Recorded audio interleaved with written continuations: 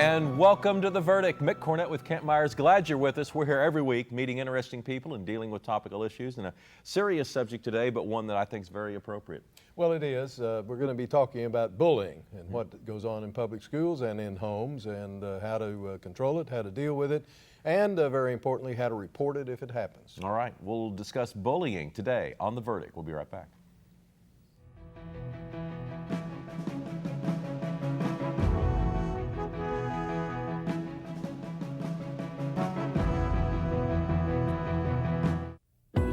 It's time, America. Our energy future can be ours again with American natural gas.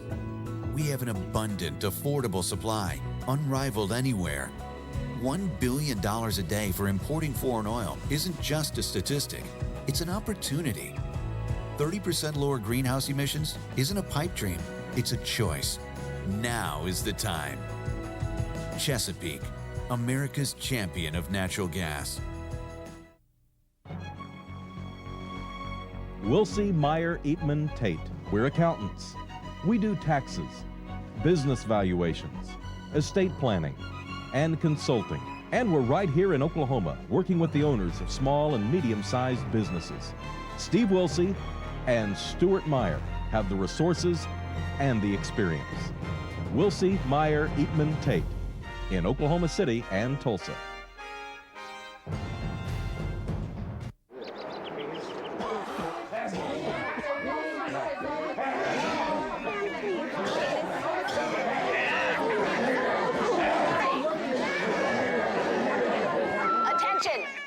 There's no waiting at the St. Anthony ER. No waiting. Announcing the end of ER waiting at St. Anthony Hospital. Go to saintsok.com and reserve your time online. Why didn't we think of that?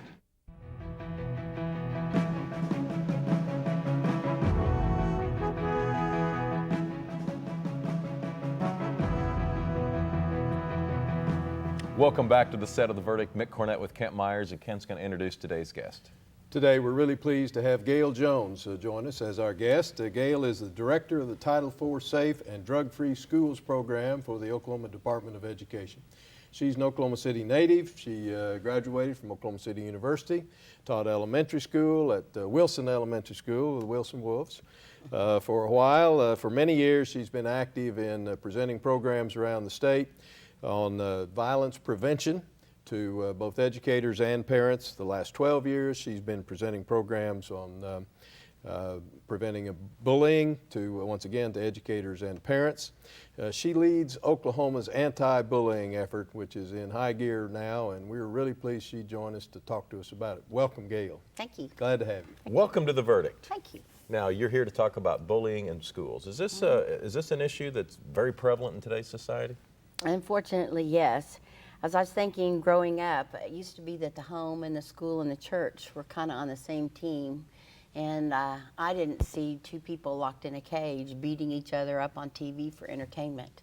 So now that we have glorified violence and made it a form of entertainment, I think our children's exposure of the clear lines of what's right and wrong and the right way to treat another human being has been jilted. Well, tell us about your background and what specifically has drawn you to this area. Well, it's interesting. I was always interested in mental health issues when I was at Oklahoma City University, and I took a lot of classes in psychology, and then the bombing happened. And after setting up adult community education classes for some Oklahoma City metro churches for about 18 years, I felt called back into the education world for children, and I was hired by the Project Heartland team to work with children and families that were affected by the Oklahoma City Murrah building bombing. FEMA brought in wonderful crisis counselors, anger management, grief and loss, and mostly how could we keep this from happening. I also got involved with the education committee at the Oklahoma City National Memorial, and I still sit on that committee. And one of their missions is to prevent violence and to teach young people that violence is preventable. So with the education background, also a parent and a Gigi with 3 grandchildren, and also having one of our own children being bullied to the point she wanted to end her life, it became very, very personal for us as a family. Well, that's interesting to hear that happened in your own family. I think all of us have experienced bullying in one sort or another, either as a bully or the bullied. But let's talk about the scope of the problem. It's been around for as long as anybody can remember, and yet it's getting a lot more attention now than it has before. Is that because it's getting worse, or because we're paying closer attention to it, or both? I think it's a combination of both. I think we are more aware. Unfortunately, I think it took some tragedies in the United States, including Columbine, to draw adult attention into how serious a problem it was. I think our young people that don't have coping skills that we assume they're learning at home believe that this is a solution to a problem. We've seen and heard of the increases of suicide. I think that now that we are more aware of that, and there are more curriculum and literature available, not only for the classroom but for parents, so that we can talk about it at home. I strongly believe that prevention is education, and education is prevention, and you can't have one without the other. We can't always assume, too, that bullying is just a school problem. It's not a youth problem. It's not just a school problem. It's a community problem. It is learned behavior. It will require a community solution. The kids can't solve it by themselves. Adults can't solve it by themselves, so it's going to have to be all of us. Bullying's not just in the school. It's in the neighborhood. It's sometimes in some of our youth organizations, our adult organizations. Unfortunately, it's in our home. It's called domestic violence, and it can be in our workplace as well. Is there a definition that you're comfortable with of There are bullying? common definitions. It is called repeated, hurtful, intentional acts committed by one or more persons against an individual or a group of individuals. It involves an imbalance of power, whether it's real or perceived, between a bully and the target. It can be physical, verbal, emotional, sexual, and now we have electronic aggression or cyberbullying. But it's all about power and control, as is most violent problems are about power and control. It seems to me, though, that the communication aspect is so important, and you talked a little bit about that, but how do you encourage a young child to discuss these types of issues? Because they might be intimidated, and probably are. It's a difficult topic for a lot of parents, and I'll throw this in too. Talking about health and talking about, sex education, makes some parents uncomfortable. There are a lot of communities and school boards that are afraid to broach the problem or the topics. But I think if we don't talk about it ahead of time, we're not really preparing or protecting our children. Whether they're dating somebody that could be considered a bully or they work for a bully, they need coping skills, they need to practice role playing. Unfortunately, kids see this at home and they think that is the way that you handle conflict, or that's the way that you retaliate when you have been hurt or disrespected.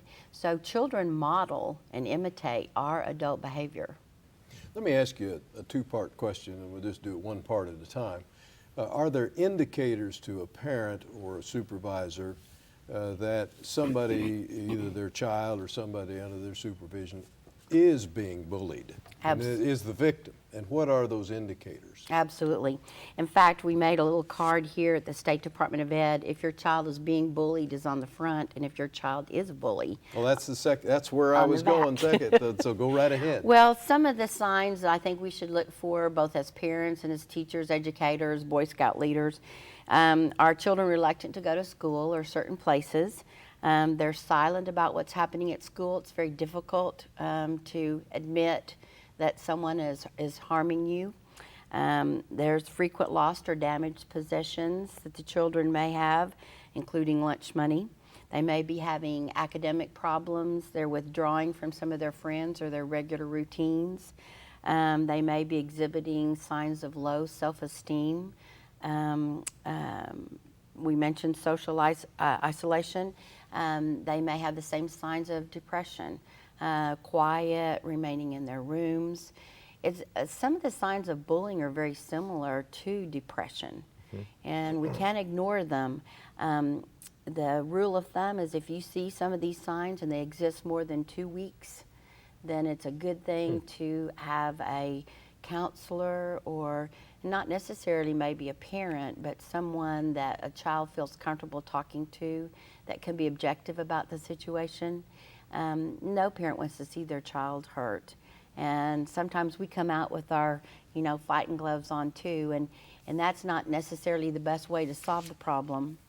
A lot of children are embarrassed to tell mom and dad or report it at school. Number one, fear of retaliation if they do. Embarrassed that they're not strong enough to take care of the problem themselves. And in the case of cyberbullying, some of them fear if they tell mom and dad that it's happening, that their internet or phone privileges will be taken away. Let's flip that over. Are there signs to a parent or a supervisor that somebody under their care or supervision is being a bully? Putting others down, enjoying it, disrespecting authority and disregarding rules as if they don't apply to them, an attitude of superiority, needs to have power, control over another person or a group. They enjoy violence. They may be writing about it, describing it, laughing when they see acts of violence, sometimes even cruelty to animals. All of these actually are also early warning signs for possible violent acts. Now, we're going to be, at the end of the show, giving out a website. Would somebody be able to email this website and ask for a copy of this little sheet that you've just been looking They at? can call my office number at 405-521-2107. 405-521-2107, and I'd be happy to share whatever literature materials that we have. And this is one of them that we have, but there are many. And I believe you all are going to show a website here where parents and teachers and students will be able to get more information at home too. We're going to take a break right now. We will get back to that website at the end of the show, and we're also going to discuss some of the programming that's available to stop bullying. We're visiting with Gayle Jones. The subject is bullying. We'll be right back.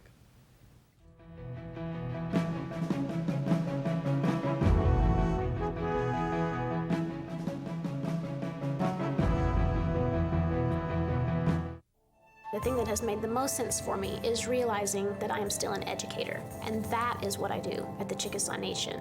I'm Dr. Amanda Cobb-Greetham. I'm a historian, and I'm Chickasaw. The Chickasaw Cultural Center is amazing. It is a very, very special place devoted to the sharing and to the celebration of Chickasaw history and culture.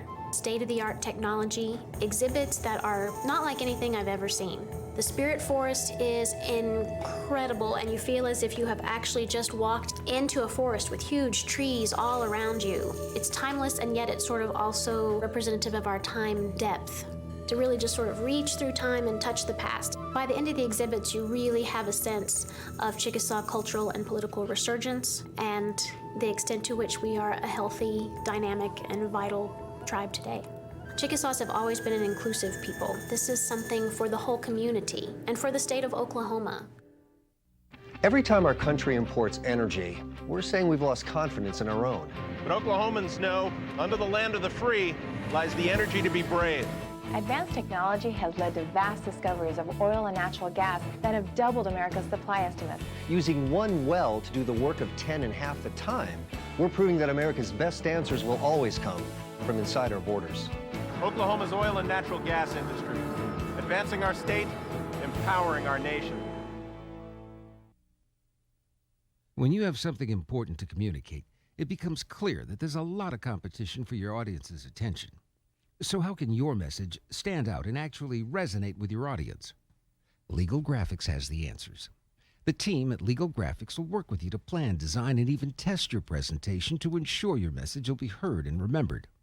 Call Legal Graphics today to schedule an appointment. The readiness is all.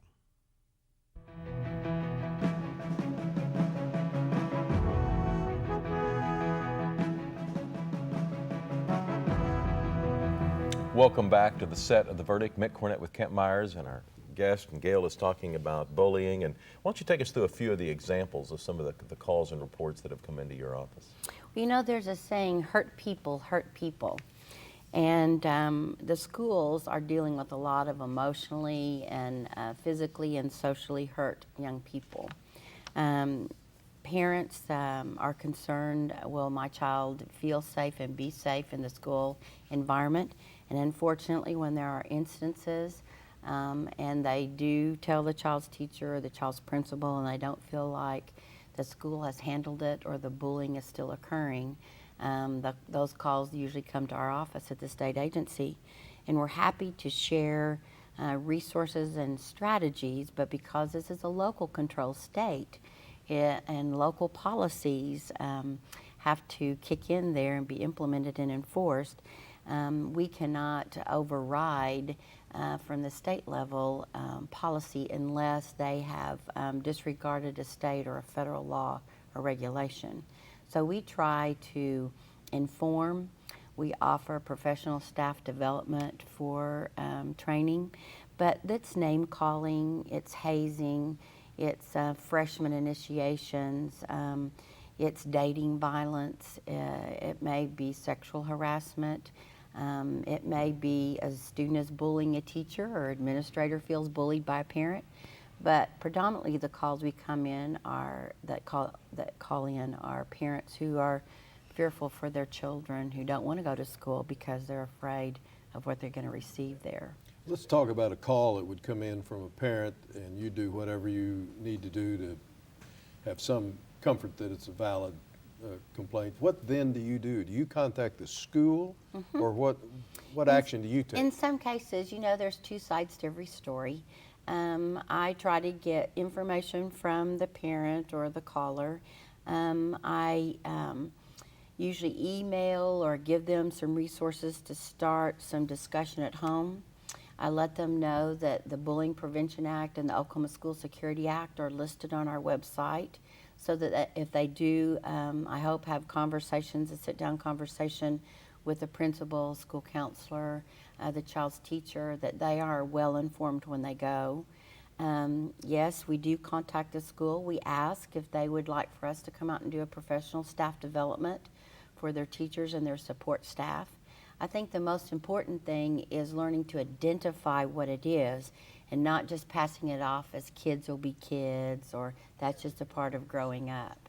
Obviously, they're not calling us about those kinds of situations. They're calling us about a child that has been humiliated or is scared to go to school.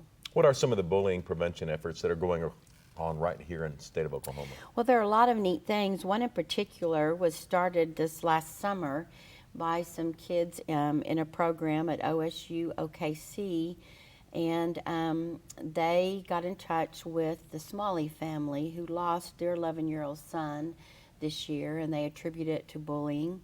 And these kids came up with a campaign called Stand for the Silent, and a pledge that they sign and their peers can sign and teachers and parents can sign as well, to speak up for those that either are unable to speak for themselves or are afraid to do so. Our schools are using research-based programs that we have recommended and suggested, as well as the U.S. Department of Education and the Substance Abuse and Mental Health Services Administration in Washington. They've come up with proven programs, so we're not wasting our dollars on one-time shots and ineffective programs. UCO teacher preparation, they have included a segment on bullying, so we usually talk to all the student teachers before they launch into the classroom. Is that relatively new? About what to look for? Well, Dr. Kathy Brown and Dr. Brian Duke there have asked me to come probably the last 5 or 6 years to talk to their student teachers.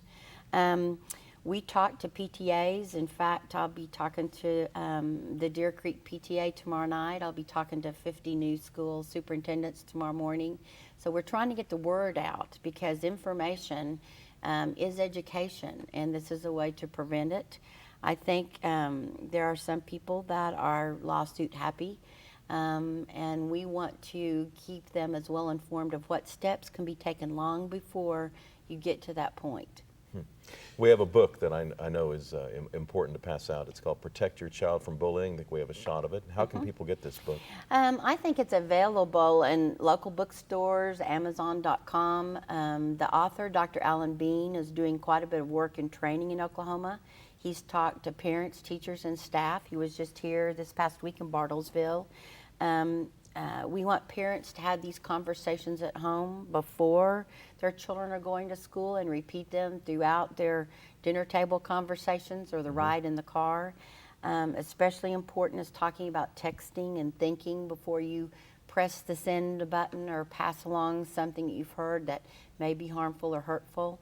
Dr. Bean has devoted his life both as a college professor and as a trainer in this area. He and his wife lost a son due to bullying, and he is launching quite a few programs with his book, bullyfree.com, and protecting your child from bullying. So it helps the parent and the school and the home all be on the same wavelength.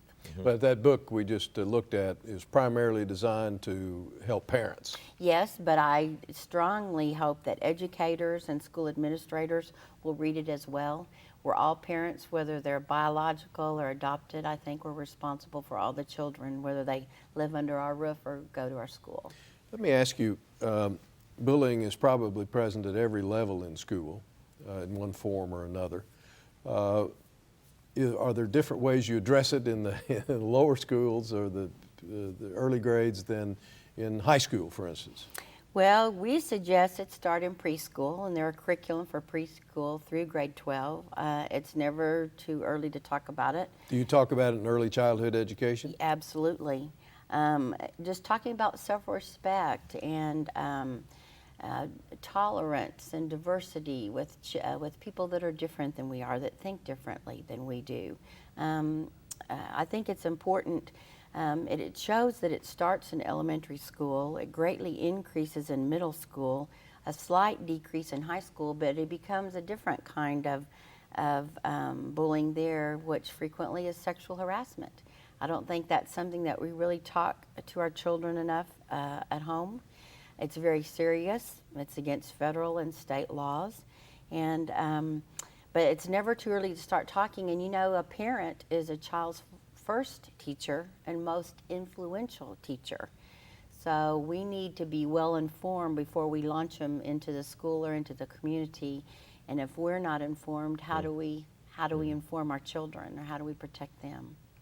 Well, I know we have some information we want to give out. Let me give it now, and then we'll come back to it at the end of our show. But tell us about the Safe Call hotline in Oklahoma. And that number is 1-877-SAFE-CALL. And they need to put in extension OK1. Okay. This was started about 10 years ago. Our superintendent at that time was the first to launch an anonymous hotline that's 24 hours a day. It's a toll-free, and it is for any parent, community member, student, teacher. If they have some information about an unsafe condition or a possibly dangerous situation, they can call this number, or they can also go to the website and report it. Within 72 hours, if it's a non-emergency situation, there is a follow-up by the school administration that reports back to the caller about how they're investigating it, how they've taken care of it. If it's anonymous, how do they report back to the caller? You are given a case management number when you call in. Okay. And the information is faxed to the school. And if it is a dire emergency, such as a weapon or a bomb threat, then the school authorities and local law enforcement are called within 5 minutes. Gayle, I'm going to have to cut you off there. We're out of time. But I'll give the information on how you can contact Gayle Jones and get some more information when we return on The Verdict.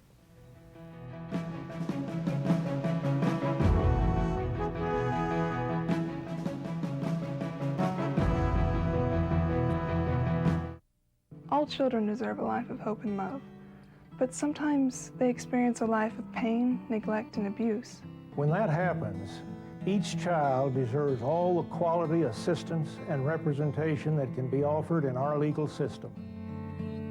For more information, call 23-CHILD. Oklahoma Lawyers for Children. helping to bring hope and love back to the lives of abused children.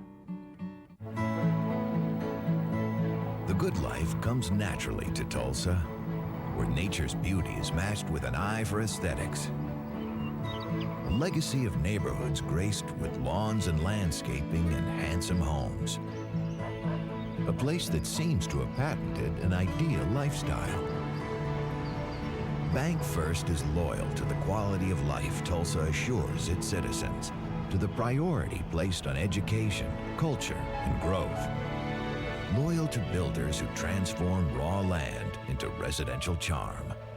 Developers who see opportunity and add vitality to Tulsa's economy.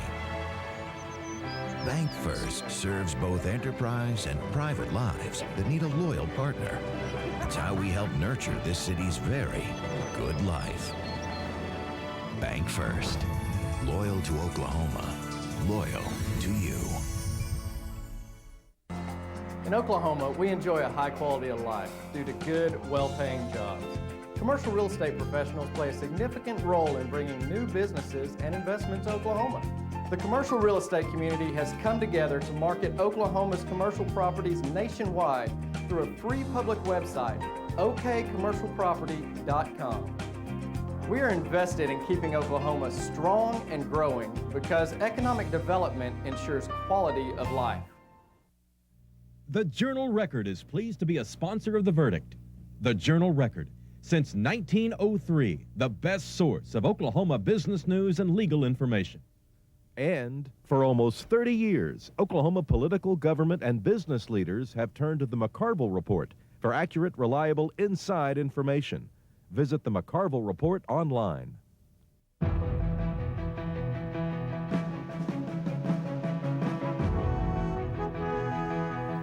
Welcome back to the set of The Verdict. Mick Cornett and Kent Myers. We're wrapping up a show on bullying with Gayle Jones. Common problem, seen in all levels of existence in this country, schools and the market, the workplace and the marketplace for that matter. She's got her finger on the pulse of what's going on and doing a grand job trying to bring it into perspective. A couple of websites to draw more information. First of all, bullyinginfo.org. That's www.bullyinginfo.org. And of course, if you have an idea for a show you'd like to see on The Verdict, we'd like to hear from you. It's theverdict.tv. For Kent, I'm Mick. We'll see you next week.